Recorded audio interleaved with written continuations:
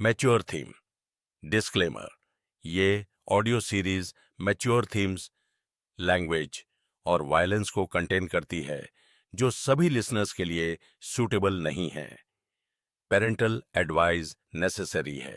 ये content adult audiences के लिए है और इसमें combat, blood, murder, potentially disturbing scenarios और स्ट्रॉन्ग लैंग्वेज इंक्लूड हो सकती है।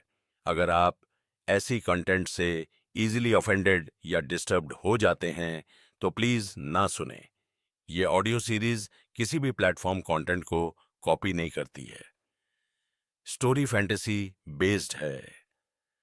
अगर कोई नाम मैच करता है तो हम इसे एक कोइंसिडेंस कह सकते हैं। यह ऑडियो बुक फन और जॉय पर्पसेस के लिए डिजाइन्ड है।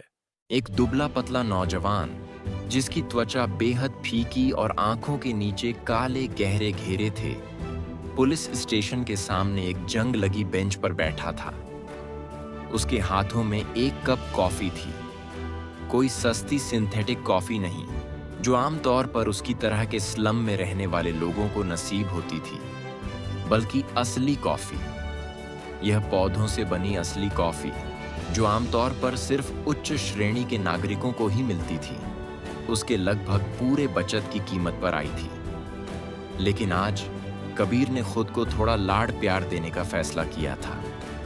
आखिरकार उसकी जिंदगी खत्म होने वाली थी। लग्जरी वाली इस गर्मा गर्म कॉफी का आनंद लेते हुए उसने कप उठाया और उसकी सुगंध को महसूस किया। फिर धीरे से एक घूंट लिया और तुरंत ही उसका चेहरा बिगड़ गया। इतनी कड़वी! कप को घूरते हुए कबीर ने गहरी सांस ली और जबरदस्ती दोबारा घूंट लिया। स्वाद चाहे कितना भी बुरा क्यों ना हो, उसने ठान लिया था कि जितने पैसे खर्च किए हैं उसका पूरा फायदा उठाएगा, भले ही इसके लिए स्वाद की परवाह न करनी पड़े। मुझे असली मांस का टुकड़ा खरीद लेना चाहिए था। किसे पता था कि असली कॉफी इतनी बेकार होती है? खैर, कम से कम ये मुझे जागते रहने में मदद करेगी। वह दूर कहीं खो सा गया, फिर अचानक खुद को जगाने के लिए अपने गाल पर एक थप्पड़ मारा। तिस्क! पूरी तरह ठग लिया गया। सिर हिलाते हुए और बड़बड़ाते हुए कबीर ने आखिरकार कॉफी खत्म की और उठ खड़ा हुआ। इस इलाके में रहने वाले अमीर लोग, जो अपने ऑफिस जाने की जल्दी में थे, उसे अजीब नजरों से देख रहे थे। सस्ते और पुराने कपड़ों में, थका हारा और कुपोषित शरीर के साथ कबीर सच में यहाँ के माहौल से बाहर का लग रहा था। और सबसे बड़ी बात, यहाँ सभी लोग बहुत लंबे लग रहे थे। उन्हें देख वह थोड़ा ईर्ष्या से भर उठा। उसने खाली कप को कूड़ेदान में फेंकने की कोशिश की, लेकिन वह काफी दूर गिर गया। उसने गहरी सांस ली, आंखें घुमाईं और फिर झुंझलाहट में उसे उठाकर सही से फेंका। हल्की मुस्कान के साथ वह सड़क पार करके पुलिस स्टेशन में दाखिल हुआ। अंदर एक थका हारा पुलिस अफसर उसे देखते ही नफरत से भर गया। तू यहाँ क्या कर रहा है लड़के? कबीर ने इधर उधर देखा। उसकी नजर दीवारों पर लगे भारी बख्तरबंद प्लेट्स और छत में छिपे हथियारबंद टरेट्स पर गई। अफसर भी रूखा और बेरुखी से भरा लग रहा था। पुलिस स्टेशन चाहे कहीं भी हो, अंदर का माहौल हमेशा एक सा ही रहता था। सुनाई नहीं दे रहा? तुझसे बात कर रहा हूं। कबीर ने गला साफ किया। नहीं। फिर उसने सिर खुजलाते हुए जोड़ा। तीसरे विशेष निर्देश, थर्ड स्पेशल डायरेक्टिव के अनुसार मैं नाइटमेयर स्पेल का वाहक होने के कारण आत्मसमर्पण करने आया हूं। अफसर का चेहरा तुरंत गुस्से से भय में बदल गया। उसने कबीर को फिर से बारीकी से देखा, इस बार एक अलग ही नजर से। तुझे यकीन है कि तू संक्रमित है? लक्षण कब से दिख रहे हैं? कबीर ने कंधे उचकाए। 1 हफ्ते से। अफसर का चेहरा पीला पड़ गया। शिट! फिर उसने जल्दी से अपने टर्मिनल पर एक बटन दबाया और चिल्लाया, सावधान! लॉबी में कोड ब्लैक। मैं दोबारा दोहरा रहा हूं, कोड ब्लैक। नाइटमेयर स्पेल इस दुनिया में कुछ दशक पहले पहली बार उभरी थी। उस समय यह ग्रह भयंकर प्राकृतिक आपदाओं और उसके बाद हुए संसाधन युद्धों से उभरने की कोशिश कर रहा था। शुरुआत में जब लाखों लोगों को लगातार थकान और नींद आने की शिकायत हुई, तो इसे किसी बड़ी समस्या के रूप में नहीं देखा गया। लेकिन जब लोग गहरी और अस्वाभाविक नींद में चले जाने लगे, बिना किसी चेतना के कई दिनों तक, तब सरकारों को चिंता हुई। पर तब तक बहुत देर हो चुकी थी। हालांकि जल्दी प्रतिक्रिया देना भी शायद बेकार ही साबित होता। जब संक्रमित लोग अपनी नींद में ही मरने लगे और उनके शव राक्षसों में बदलने लगे, तब कोई भी इसके लिए तैयार नहीं था। नाइटमेयर क्रीचर्स ने जल्दी ही राष्ट्रीय सैन्य बलों को ध्वस्त कर दिया, जिससे पूरी दुनिया अराजकता में डूब गई। कोई नहीं जानता था कि यह स्पेल क्या थी, इसके पास कैसी शक्तियां थीं और इसे हराने का तरीका क्या था। आखिरकार अवेकन, वे लोग जो नाइटमेयर के पहले परीक्षण में बच गए और जिंदा लौटे, इन्होंने इस तबाही को रोक दिया। नाइटमेयर्स में मिली चमत्कारी एबिलिटीज से लैस होकर उन्होंने दुनिया को फिर से संतुलन में लाया और एक नए व्यवस्था की नींव रखी। बिल्कुल, यह तो बस उन तबाहियों की पहली कड़ी थी जो स्पेल के कारण आई थी। लेकिन कबीर के लिए इसका कोई मतलब नहीं था, कम से कम कुछ दिन पहले तक। फिर अचानक उसे जागते रहने में परेशानी होने लगी। सामान्य व्यक्ति के लिए स्पेल द्वारा चुना जाना एक जोखिम भी था और एक अवसर भी। बच्चों को स्कूलों में जीवित रहने और लड़ाई के कौशल सिखाए जाते थे, इस संभावना को ध्यान में रखते हुए कि वे संक्रमित हो सकते हैं। समृद्ध परिवार अपने बच्चों को निजी प्रशिक्षकों से विभिन्न मार्शल आर्ट्स में निपुण बनाते थे। जो बच्चे अवेकेंड कबीले से आते थे, वे अपने पहले ड्रीम रेल्म के दौरे में विरासत में मिले शक्तिशाली मेमोरीज और इकोज का उपयोग कर सकते थे। जितना अमीर परिवार, उतनी अधिक बचने और अवेकेंड बनने की संभावना।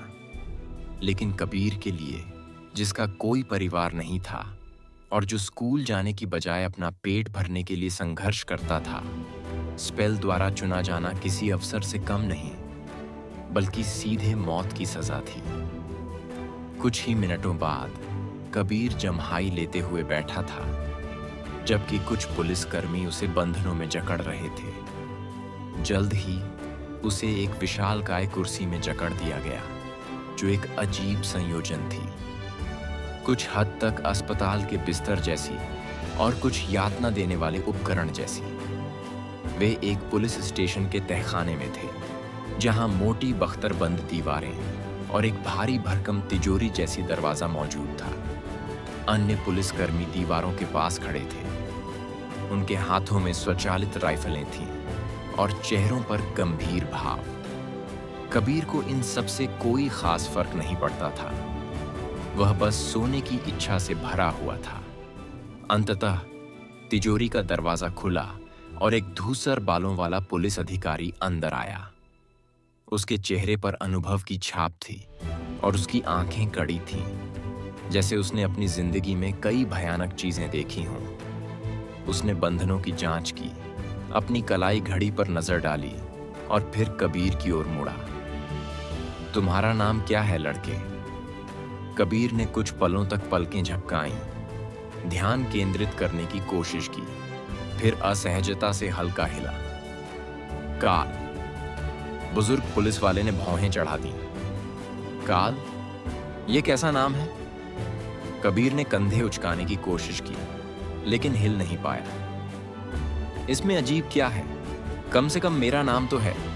बाहरी बस्तियों में तो कई लोगों को नाम भी नहीं मिलता।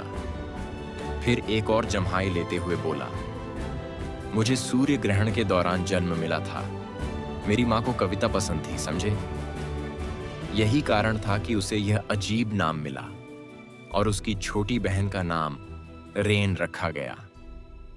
जब तक वह उनके साथ थी, यह माँ की कविताएं सोच का परिणाम था या बस आलस्य, वह नहीं जानता था। बुजुर्ग पुलिस वाले ने गहरी सांस ली। क्या तुम्हें अपने परिवार से संपर्क करना है? कबीर ने बस सिर हिला दिया। कोई नहीं है, मत परेशान हो।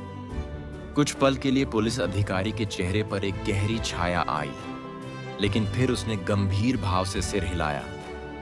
ठीक है काल, तुम कितनी देर तक जाग सकते हो? ज्यादा नहीं। पुलिस अधिकारी ने लंबी सांस ली। तो हमारे पास पूरी प्रक्रिया के लिए समय नहीं है। जितना हो सके जागते रहने की कोशिश करो और मेरी बात ध्यान से सुनो, ठीक है? उसने जवाब का इंतजार किए बिना आगे कहा। तुम नाइटमेयर स्पेल के बारे में कितना जानते हो? कबीर ने उसे उलझी हुई नजरों से देखा। जितना कोई भी जानता होगा। इस स्पेल के बारे में कौन नहीं जानता? जो तुम नाटकों में देखते हो या प्रचार में सुनते हो, वह असली जानकारी नहीं है। मेरा मतलब है, तुम वास्तव में कितना जानते हो? यह सवाल कठिन था। क्या मुझे बस ड्रीम रियलम में नहीं जाना है? कुछ राक्षसों को मारकर फर्स्ट नाइटमेयर पूरा करना है, जादुई शक्तियां प्राप्त करनी है और अवेकनेड बन जाना है? बुजुर्ग पुलिस अधिकारी ने सिर हिलाया। ध्यान से सुनो, एक बार जब तुम सो जाओगे तो तुम्हें तुम्हारे फर्स्ट नाइटमेयर में पहुंचा दिया जाएगा। नाइटमेयर्स स्पेल द्वारा बनाए गए परीक्षण होते हैं। वहां तुम्हें राक्षसों का सामना करना पड़ेगा, लेकिन साथ ही कुछ लोग भी मिलेंगे। याद रखना, वे असली नहीं हैं। वे बस तुम्हारी परीक्षा के लिए बनाए गए भ्रम हैं। तुम्हें यह कैसे पता? पुलिस अधिकारी ने बस उसे घूर कर देखा। मेरा मतलब है, कोई नहीं जानता कि स्पेल क्या है और यह कैसे काम करता है, सही? तो तुम कैसे कह सकते हो कि वे असली नहीं हैं? क्योंकि तुम्हें उन्हें मारना पड़ सकता है लड़के, इसलिए अपनी भलाई के लिए उन्हें सिर्फ एक भ्रम समझो। ओह, बुजुर्ग पुलिस वाले ने कुछ पल इंतजार किया, फिर सिर हिलाया और जारी रखा। फर्स्ट नाइटमेयर में बहुत कुछ भाग्य पर निर्भर करता है। सामान्यतः यह अत्यधिक कठिन नहीं होना चाहिए। स्थिति, साधन और तुम्हारे सामने आने वाले जीव सब तुम्हारी एबिलिटी के दायरे में होने चाहिए। आखिरकार स्पेल परीक्षण देता है, मौत की सजा नहीं। तुम्हारी परिस्थितियां कुछ कठिन हैं, लेकिन बाहरी बस्तियों के बच्चे मजबूत होते हैं। अपने आप को अभी से हार मत मानो। कबीर को धीरे धीरे और ज्यादा नींद आ रही थी। बातचीत को समझ पाना मुश्किल हो रहा था। वे जादुई शक्तियां जिनका मैंने जिक्र किया, अगर तुम नाइटमेयर के अंत तक जीवित रहे तो तुम्हें वास्तव में मिलेंगी। ये शक्तियां क्या होंगी? यह पूरी तरह से तुम्हारी प्राकृतिक प्रवृत्ति और परीक्षण के दौरान किए गए कार्यों पर निर्भर करेगा, लेकिन इनमें से कुछ तुम्हारे पास शुरुआत से ही होंगी। बुजुर्ग पुलिस वाले की आवाज अब दूर से आती हुई महसूस हो रही थी। कबीर की पलकें इतनी भारी हो गई थीं कि उन्हें खुला रखना मुश्किल हो रहा था। याद रखना, नाइटमेयर में पहुंचते ही तुम्हें सबसे पहले अपने एट्रीब्यूट्स और एस्पेक्ट की जांच करनी है। अगर तुम्हें कोई कॉम्बैट ओरिएंटेड एस्पेक्ट मिला, जैसे कि सोर्ड्समैन या आर्चर, तो चीजें थोड़ी आसान हो जाएंगी। अगर इसे कोई शारीरिक एट्रीब्यूट और मजबूत बनाता है तो और भी अच्छा रहेगा। कॉम्बैट एस्पेक्ट सबसे आम होते हैं, इसलिए तुम्हें मिलने की संभावना ज्यादा है। बख्तरबंद कमरा अब धुंधला होने लगा था। अगर किस्मत खराब रही और तुम्हारा एस्पेक्ट लड़ाई से संबंधित नहीं निकला तो निराश मत होना। सॉर्सरी और यूटिलिटी एस्पेक्ट्स भी अपने तरीकों से उपयोगी होते हैं। तुम्हें बस इसे समझदारी से इस्तेमाल करना होगा। वास्तव में कोई भी एस्पेक्ट बेकार नहीं होता, या लगभग नहीं होता। इसीलिए जो भी हो, बस किसी भी तरह जीवित रहने की कोशिश करो। अगर तुम बच गए तो अवेकेंड बनने के रास्ते का आधा सफर तय कर लोगे, लेकिन अगर मर गए तो एक नाइटमेयर क्रीचर इस वास्तविक दुनिया में आ जाएगा, जिसका मतलब होगा कि मेरे सहयोगियों और मुझे उससे निपटना पड़ेगा। तो प्लीज मरना मत, काल। पहले से ही आधे सोए हुए कबीर को पुलिस वाले की बात सुनकर हल्का सा अपनापन महसूस हुआ। या कम से कम तुरंत मत मरना। पास का कोई अवेकेंड यहाँ पहुंचने में कुछ घंटे लगाएगा तो हमें इस चीज से अकेले लड़ने की नौबत मत आने देना। क्या? इस आखिरी विचार के साथ कबीर गहरी नींद में चला गया। सब कुछ काला हो गया और फिर उस अंधकार में एक जानी पहचानी सी आवाज गूंजी। Aspirant, welcome to the nightmare spell, prepare for your first trial. Kabir ने एक पहाड़ का सपना देखा। ऊंचा और अकेला खड़ा हुआ वह पहाड़ बाकी चोटियों को बौना कर रहा था, अपनी धारदार चोटियों से रात के आकाश को चीरते हुए। एक चमकता हुआ चांद उसकी ढलानों पर भुतहा फीकी रोशनी बिखेर रहा था। एक ढलान पर एक पुरानी सड़क के बचे हुए हिस्से चट्टानों से चिपके हुए थे। जगह जगह बर्फ के बीच से घिसे पिटे पत्थर झांक रहे थे। सड़क के दाईं ओर एक विशाल चट्टान दीवार की तरह खड़ी थी और बाईं ओर एक गहरी काली खाई असीम गिरावट का संकेत दे रही थी। तेज हवाएं बार बार पहाड़ से टकरा रही थीं, जैसे क्रोध में चीख रही हों। अचानक चांद क्षितिज के पार गिर गया। पश्चिम से सूरज उगा, आकाश में तेजी से दौड़ा और पूर्व में गायब हो गया। बर्फ के टुकड़े जमीन से उठकर बादलों में समा गए। कबीर को एहसास हुआ कि वह समय को उल्टा बहते देख रहा है। एक ही क्षण में सैकड़ों साल बीत गए। बर्फ पीछे हटी और पुरानी सड़क पूरी तरह नजर आने लगी। कबीर की रीढ़ में एक ठंडक दौड़ गई जब उसने देखा कि जमीन पर बिखरी हुई मानव हड्डियां धीरे धीरे प्रकट हो रही थीं। कुछ क्षणों बाद वे हड्डियां गायब हो गईं और उनकी जगह एक गुलामों का कारवां दिखाई दिया जो पहाड़ से नीचे की ओर उल्टी दिशा में बढ़ रहा था। जंजीरों की खनखनाहट पूरे वातावरण में गूंज रही थी। समय धीरे हुआ, रुका और फिर अपनी सामान्य गति से चलने लगा। Aspirant, welcome to the nightmare spell, prepare for your first trial. यह सब क्या है? कदम, एक और कदम, फिर एक और। कबीर के खून से सने पैरों में हल्का सा दर्द फैल रहा था। वह ठंड से कांप रहा था। उसकी जर्जर पोशाक ठंडी हवा से कोई बचाव नहीं दे रही थी, लेकिन सबसे ज्यादा पीड़ा उसके हाथों में थी। लोहे की बेड़ियों ने उसकी कलाई को पूरी तरह जख्मी कर दिया था और जैसे ही ठंडी धातु उसकी फटी हुई त्वचा को छूती, एक तेज टीस उठती। ये कैसी स्थिति है? कबीर ने ऊपर और नीचे देखा।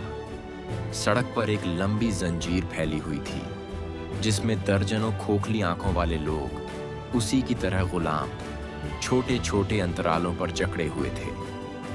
उसके आगे चौड़े कंधों वाला एक आदमी अपने खून से सने पीठ के साथ धीमी मापी हुई चाल में चल रहा था। उसके पीछे एक चालाक दिखने वाला आदमी बेचैन आंखों के साथ किसी अज्ञात भाषा में बड़बड़ा रहा था। लेकिन अजीब बात यह थी कि कबीर उसे समझ पा रहा था। समय समय पर प्राचीन शैली के कवच पहने घुड़सवार पहरेदार गुलामों के पास से गुजरते और उन पर खौफनाक नजरों से देखते थे। हालात कितने भी देख लो, वे वास्तव में बहुत बुरे थे। कबीर ज्यादा घबराया हुआ नहीं था, बल्कि वह ज्यादा हैरान था। सच कहा जाए तो ये परिस्थितियां वैसी नहीं थीं जैसी कि पहली नाइटमेयर्स में होनी चाहिए थीं। आमतौर पर नवचयनित अभ्यर्थियों को ऐसे परिदृश्य में डाला जाता था जहां उन्हें कुछ हद तक नियंत्रण प्राप्त होता। वे किसी विशेषाधिकार प्राप्त या योद्धा वर्ग के सदस्य बनते और उन्हें आवश्यक हथियारों तक पर्याप्त पहुंच मिलती ताकि वे किसी भी संघर्ष का सामना करने की कोशिश कर सकें। लेकिन एक बेबस गुलाम के रूप में शुरुआत करना, जंजीरों में जकड़े हुए और पहले से ही आधे मरे हुए होने की स्थिति में होना, किसी भी कल्पना से परे सबसे बुरा हो सकता था। हालांकि यह स्पेल संतुलन के साथ साथ चुनौती भी प्रस्तुत करता था। जैसा कि उस बूढ़े पुलिसकर्मी ने कहा था, यह परीक्षण बनाता था, न कि बस मृत्यु दंड देने के लिए। इसलिए कबीर को पूरा यकीन था कि इस भयानक शुरुआत की भरपाई करने के लिए उसे कुछ अच्छा मिलेगा। कम से कम एक शक्तिशाली एस्पेक्ट तो जरूर मिलेगा। देखते हैं ये कैसे करना है। बचपन में पढ़े गए कुछ लोकप्रिय वेबटून याद करते हुए कबीर ने अपना ध्यान केंद्रित किया और शब्दों के बारे में सोचा, जैसे स्थिति, मैं और जानकारी। वास्तव में जैसे ही उसने ध्यान केंद्रित किया, चमचमाते हुए अक्षर उसके सामने हवा में प्रकट हो गए। फिर से, भले ही वह इस प्राचीन भाषा को नहीं जानता था, लेकिन इसके पीछे का अर्थ किसी तरह उसके लिए स्पष्ट था। जल्द ही उसने उस रून को खोज लिया जो उसके एस्पेक्ट का वर्णन कर रहा था, और अंततः अपना संयम खो बैठा। क्या? ये क्या बकवास है? नाम काल, ट्रू नेम आपके पास नहीं है, rank aspirant, soul core dormant, memories आपके पास नहीं है, इकोज आपके पास नहीं है, attributes destiny, child of darkness, स्वर्ग का देवदूत, एस्पेक्ट मंदिर गुलाम। एस्पेक्ट विवरण: गुलाम एक बेकार प्राणी है जिसके पास कोई कौशल या क्षमता उल्लेखनीय नहीं है। एक मंदिर गुलाम भी वैसा ही है, बस बहुत दुर्लभ होता है। कबीर ने अवाक होकर उन रूणों को घूरा, यह समझाने की कोशिश करते हुए कि शायद वह केवल भ्रम देख रहा है। निश्चित रूप से उसकी किस्मत इतनी बुरी नहीं हो सकती थी, है ना? ये कोई बेकार एस्पेक्ट नहीं है, है ना? जैसे ही यह विचार उसके दिमाग में आया, वह अपने कदमों की लय खो बैठा और लड़खड़ा गया, जिससे उसकी जंजीर नीचे की ओर खिंच गई। तुरंत ही उसके पीछे चल रहे चालाक आदमी ने चिल्लाया, हरामखोर, देखकर चल। कबीर ने जल्दी से उन रूणों को हटा दिया जो केवल उसे ही दिखाई दे रहे थे, और संतुलन बनाने की कोशिश की। कुछ ही क्षणों बाद वह फिर से स्थिर चलने लगा। हालांकि इससे पहले उसने गलती से एक बार फिर जंजीर को खींच दिया। तुझे मैं मार डालूंगा कमीने, कबीर के आगे चल रहे चौड़े कंधों वाले आदमी ने बिना सिर घुमाए हंसते हुए कहा। क्यों तकलीफ उठा रहा है? यह कमजोर लड़का सूरज निकलने तक मर चुका होगा। यह पहाड़ इसे मार डालेगा। कुछ सेकंड बाद उसने जोड़ा, यह तुझे और मुझे भी मार डालेगा, बस थोड़ा देर से। सच कहूं तो मुझे समझ नहीं आता कि सम्राट हमें इस ठंड में क्यों झोंक रहे हैं। पीछे वाला चालाक आदमी हांफते हुए बोला, अपनी बात अपने लिए रख, मूर्ख। मैं तो बचने वाला हूं। कबीर ने चुपचाप सिर हिलाया और खुद को फिर से गिरने से बचाने पर ध्यान केंद्रित किया। क्या ही प्यारा जोड़ा है। अचानक पीछे से एक तीसरी आवाज आई जो कोमल और बुद्धिमान लग रही थी। यह पहाड़ी मार्ग आमतौर पर इस समय इतना ठंडा नहीं होता। हमें बस बहुत बुरा भाग्य मिला है। और हाँ, मैं तुम्हें इस लड़के को नुकसान पहुंचाने की सलाह नहीं दूंगा। ऐसा क्यों? कबीर ने अपना सिर थोड़ा सा मोड़ा और ध्यान से सुना। क्या तुमने उसकी त्वचा पर बने चिन्ह नहीं देखे? हमसे अलग, जो कर्ज, अपराध या दुर्भाग्य के कारण गुलाम बने, वह जन्म से ही गुलाम था, विशेष रूप से एक मंदिर गुलाम। ज्यादा समय नहीं हुआ जब सम्राटों ने शैडो गॉड के आखिरी मंदिर को नष्ट कर दिया। मेरा अनुमान है कि यही कारण है कि यह लड़का यहां आ पहुंचा है। चौड़े कंधों वाले आदमी ने पीछे मुड़कर देखा। तो क्या हमें एक भूले बिसरे कमजोर देवता से डरने की क्या जरूरत? वह तो अपना मंदिर भी नहीं बचा सका। साम्राज्य को शक्तिशाली युद्ध देवता का संरक्षण प्राप्त है। वे निश्चित रूप से कुछ मंदिर जलाने से नहीं डरते, लेकिन यहां हम किसी के भी संरक्षण में नहीं हैं। क्या तुम सच में किसी देवता को क्रोधित करने का जोखिम उठाना चाहते हो? चौड़े कंधों वाले आदमी ने गुस्से में गुर्राया, लेकिन कोई जवाब नहीं दिया। उनकी बातचीत को एक युवा सैनिक ने रोक दिया, जो एक सुंदर सफेद घोड़े पर सवार था। साधारण चमड़े के कवच में ढका, भाला और छोटी तलवार से लैस वह गरिमामय और कुलीन लग रहा था। कबीर को खींच हुई, क्योंकि यह कमीना देखने में भी बहुत सुंदर था। अगर यह कोई ड्रामा होता तो वह हीरो के रोल में होता। यहां क्या हो रहा है? उसकी आवाज में कोई विशेष धमकी नहीं थी, बल्कि कुछ चिंता जैसी लग रही थी। जब सभी हिचकिचाए तो कोमल आवाज वाले गुलाम ने उत्तर दिया, कुछ नहीं सरकार, हम सब बस थके और ठंडे हैं, खासकर हमारा युवा साथी। यह यात्रा किसी इतने छोटे के लिए बहुत कठिन है। सैनिक ने कबीर की ओर दया भरी नजरों से देखा। क्या देख रहे हो? तुम मुझसे ज्यादा बड़े नहीं हो, कबीर ने सोचा। बेशक उसने यह बात जुबान पर नहीं लाई। सैनिक ने लंबी सांस ली और अपनी बेल्ट से एक पानी की छोटी मशक निकालकर कबीर की ओर बढ़ाई।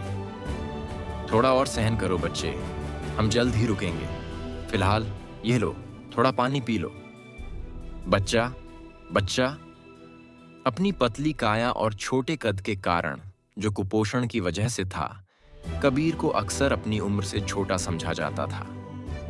आमतौर पर वह इस चीज का फायदा उठाने में नहीं हिचकिचाता था, लेकिन इस बार किसी वजह से बच्चा कहे जाने पर उसे बहुत गुस्सा आया। फिर भी उसे बहुत प्यास लगी थी। वह मशक लेने ही वाला था कि अचानक हवा में कोड़े की आवाज गूंजी और कबीर दर्द के सागर में डूब गया। वह लड़खड़ा गया, जिससे फिर से जंजीर खींच गई और पीछे वाला चालाक गुलाम गाली देने लगा। एक और सैनिक, जो उम्र में बड़ा और चेहरे से गुस्सैल लग रहा था, कुछ कदम पीछे अपने घोड़े पर रुका। कमीज को चीरते हुए उसकी पीठ पर कोड़े का गहरा निशान बन गया, जिससे खून रिसने लगा। यह कोड़ा उसी सैनिक का था। गुलामों की तरफ देखे बिना उसने अपने युवा साथी पर घृणास्पद दृष्टि डाली। तू क्या कर रहा है? युवा सैनिक का चेहरा गहरा पड़ गया। मैं बस इस लड़के को थोड़ा पानी दे रहा था।